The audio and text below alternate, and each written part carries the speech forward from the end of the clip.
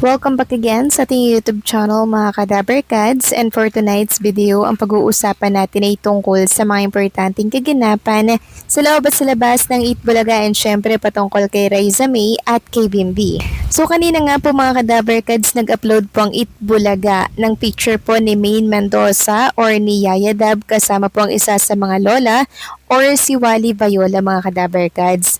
So this time, silang dalawa lang muna dito mga Kadaberkads yung magkasama. Marami po talagang hindi pa nakaka-get over hanggang ngayon sa 47th anniversary celebration po ng Eat Bulaga, na kung saan talaga namang pinaalalang muli sa atin yung mga tumatak at minahal po nating segment at mga personalidad or mga lihitimong Daberkads. At dahil nga po dyan, meron pong statement si VJ Tollis Porvis para po syempre sa Eat Bulaga. Sabi niya, buong buhay at pagkatao ko ay tila umangkla na sa Eat Bulaga. Dito na din nahulma ang personalidad at talentong meron ako. Literal na dito nagsimula ang lahat. Maraming salamat sa pagpaparamdam na kami ay hindi nakakalimutan at bahagi pa din ng pamilya ng Eat Bulaga. It felt nice to be back performing on Eve's stage. Ang dami alaala at pakiramdam ang nanumbalik. Happy 47th birthday Eat Bulaga. I'll forever be grateful that I have been part of legacy. I will forever be a Daberkads. Eat Bulaga is not just a non-time show. Isa itong malaking bahagi ng buhay ng mga Pilipino. So lubos po ang pasasalamat ni BJ Tolits Porvis na siyang na-appreciate naman po ng programang Eat Bulaga mga Kadaberkads, kasi syempre, 'di ba?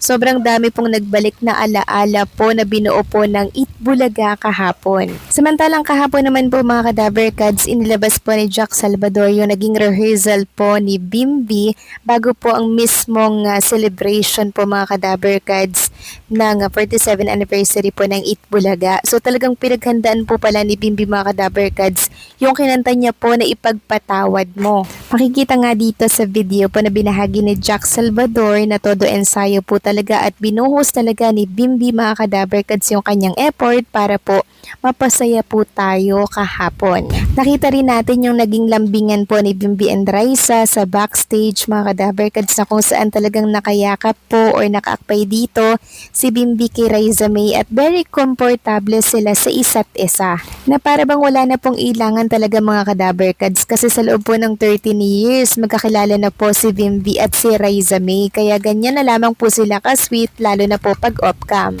Nakita rin nga natin dito mga Kadaberkads yung time na pumunta po si Raisa May mga Kadaberkads sa bahay po ni Bimbi or ng mga Aquino, na kung saan ayan po yung naging bonding po nila doon together. Nakaupo po sila sa sofa po habang sila po ay nagse-cellphone. So ito po yung nasa headline natin, na talaga namang si Raisa at si Bimbi po ay magkasama mga Kadaberkads sa tahanan po or sa kondo nitong si Bimbi. Muli po kasi ang ipinakita ni Jack Salvador sa mga video po na pinag-compile or pinagsama niya po sa kanyang pinost kahapon. At kagabi nga po mga Kadaberkads, nag-live po si Raisa May Dizon. Bali late na rin po siyang nakauwi mga Kadaberkads mula po sa studio ng Eat Bulaga mga Kadaberkads. Talagang nag-celebrate pa sila doon. Syempre kumain and nag-enjoy. Sabi nga ng isang netizen, kahapon nag-live si Raisa, gabi na nga siya nakauwi kagabi dahil nag-celebrate pa sila sa EV Studio ng anniversary. Bumaha kasi ng mga pagkain at sponsor sa EV, kaya busog na busog talaga ang mga Daberkads sa live ni Raisa. May inamin siya kagabi na ayaw na daw niyang idamay pa tayo sa kanyang problema. Kaya napaisip talaga mga viewers kagabi kung anong problema pag di daw siya nakatulog, hindi na daw natanggal ang contact lens niya. Hindi daw siya kasi marunong magtanggal nun at yan ang problema niya talaga. Dahil makeup artist lang daw niya ang naglagay nun at hindi daw talaga siya marunong. Pero pinilit ni Raisa alisin yon during live at matagumpay niyang naalis kagabi. So nanood din po ako dito mga Kadaberkads ng live ni Raisa May. And akala ko rin nga anong problema yung sinasabi niya. Yun pala, pagtanggal lang po pala ng contact lens. Samantalang sa mga nagtatanong naman po kay Bimbi mga Kadaberkads, si Bimbi po ay maagang umuwi po mga Kadaberkads kasi may ganap po sa kanilang tahanan. At ayon nga po sa statement ni Miss Chris Aquino, 17 years ago at 2 a.m. we lost our mom.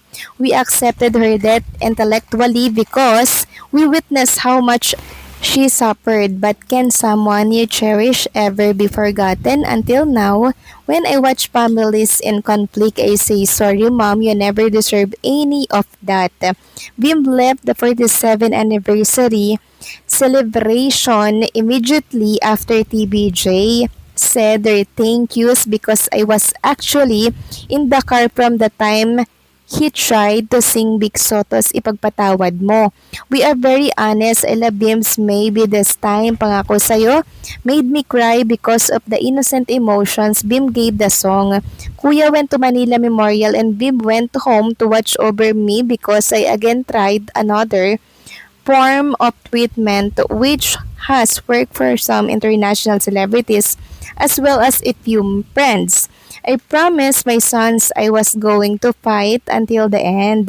I have never given details about the treatments that failed. The night I cried until sunrise because the bones from 3 inches above my knees or knee all the way to my ankle and up to the soles of my heart hurt with such cruelty that I broke my rule and sobbed in Bim's arm. No child, especially one raised by a single parent, should ever see the pain their mama or papa goes through because to worry is ours and not theirs. Just last week, Kuya Josh was told by my nurses to let me sleep because I hadn't slept well over 3 nights.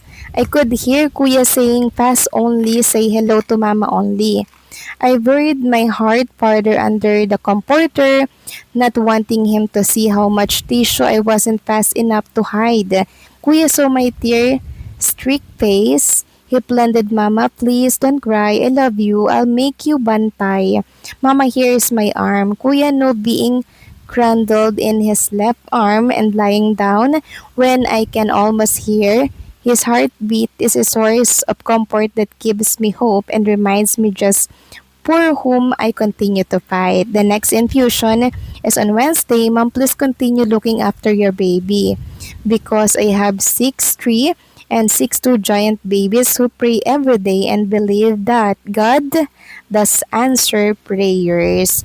So ayan po mga kadaberkads, umuwi po ng maaga si Bimbi sa kanila pong kondo mga kadaberkads kasi syempre nag-aalala po siya kay Miss Chris Aquino. Pero syempre mga kadaberkads, sobrang na-appreciate din po ni Miss Chris Aquino yung kinanta po ni Bimbi nung anniversary po ng Eat Bulaga na ipagpatawad mo mga kadaberkads.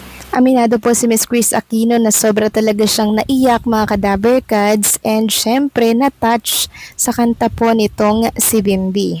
Sobrang mapagmahal talaga ni Bimbi mga kadaberkads, diba? Dahil kahit na may anniversary po ang Eat Bulaga, talaga umuwi po siya ng maaga para po maalagaan at makita ang kanyang Mami Chris Aquino. Napakabait and talagang napakamarespeto niya pong bata mga kadaberkads. So kayo ba mga kadaberkads, ano masasabi niyo dito? Please comment down below.